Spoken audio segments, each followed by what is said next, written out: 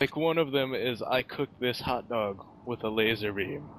And it was something really funny, and I only had it written down because it had the word cock in it, like, 3 times. God.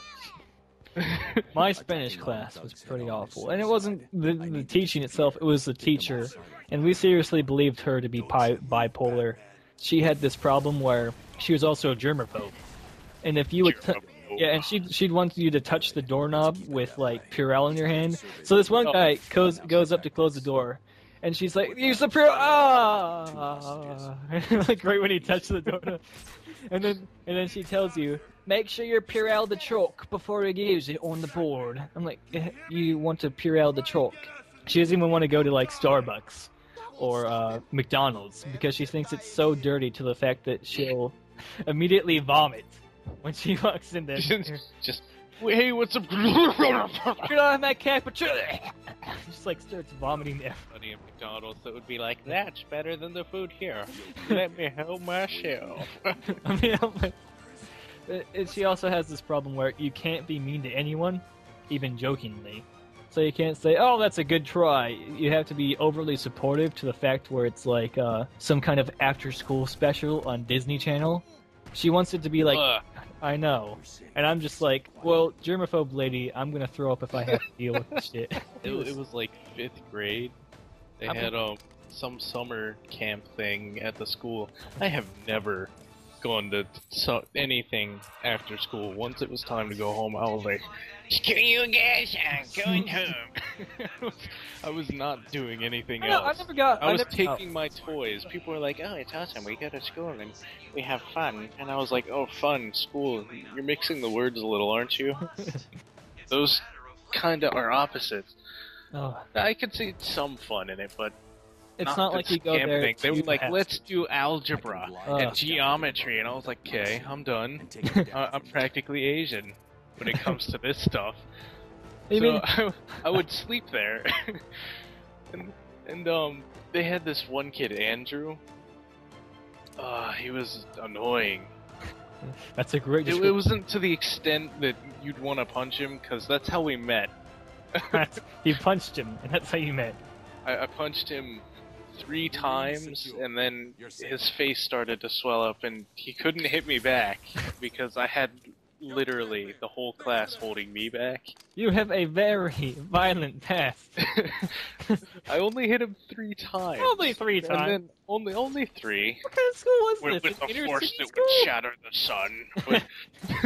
And then he got really mad and punched the substitute teacher. So they were like, you there, 1 week, you, 4 years. 4 years.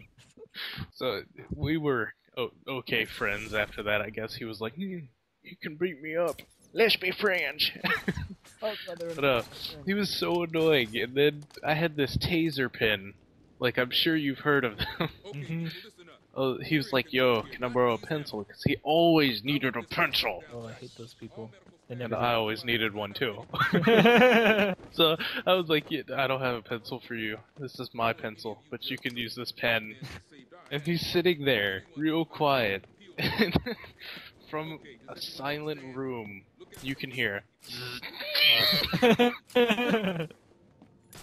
Nah! The teacher, she looks, I swear she could have been the bipolar teacher you had. She like flipped over her desk like Jackie Chan and threw a ninja star that just happened to catch the pin and lodge it between the wall and the star itself. And she was, "Confiscated property acquired." She took it, and she's like, "You can have this back when school starts again." And I was like, "Yeah, like I plan to be around that long." 5th grade, I moved to middle school. You smart. She never gave it back though. It was only a $5 pen, which is a bit much for a pen, but it did tase people. I like to think that one day she accidentally pulled it out and was like, "Oh, look at this silver pen. This is awesome. This pen is so silver." And then she presses it, and that noise should haunt you. Seriously, if she had that and kept it, she would have probably got shocked a lot more than just once. You know? I mean, if you keep it on you, you're gonna use it. Like, damn it, I used this like 6 times today. I need my buzz. I need my buzz. It had the weirdest batteries. You know those little tiny ones Like the that you put in like watches? Yeah. They were like half the size and 1/4 of the thickness. I was like, yeah, I'm just gonna buy a new pen. I can't be bothered finding these batteries. They look like the world's tiniest discs from Tron. Yeah, they probably weren't even batteries. They probably just like manufactured tabs of like breath strips. They They were decided like to just Mentos that were licked down. just decided to just like throw them in their product to throw people off, so they would buy the same thing twice when it runs out of power. Ugh. I could just see people doing that. And don't even get me started with that crap. But really, manufacturing shit, especially China stuff. Like, if you go to any, like, dollar store, doesn't matter what it is, I don't care if you call it Dollar Tree, Dollar General, everything in there is made by China. Dollar value. We sell it for $1, but it's only worth 50 cents, and it's all made in China. Or It's the value. value. It's the thrill of buying it for $1. See, I think telling stories is a great way to pass the time. Because nobody has my experiences, and I guarantee nobody has heard that tase noise before. That sounds just a little like Chimlin, I have to say. It's a little like Chimlin. Is that from Thundercats? That thing from Thunder, that Snarf guy. I can't remember his name. Snarf? That's his name? I used to watch that show. I used to watch that show when I was like 6, maybe even before. Probably when I was like in my 4 years. And that thing was just so annoying. Like, that was the largest source of anger I've ever had. When It seems that they're invading the castle. Snarf. He's the perfect match for like if you punch. I know. They've taken her away, Snarf.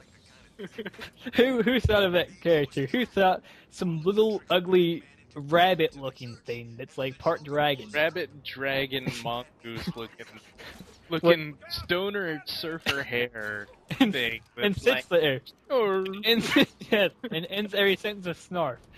He's got to be trained in the ways of Snarfu.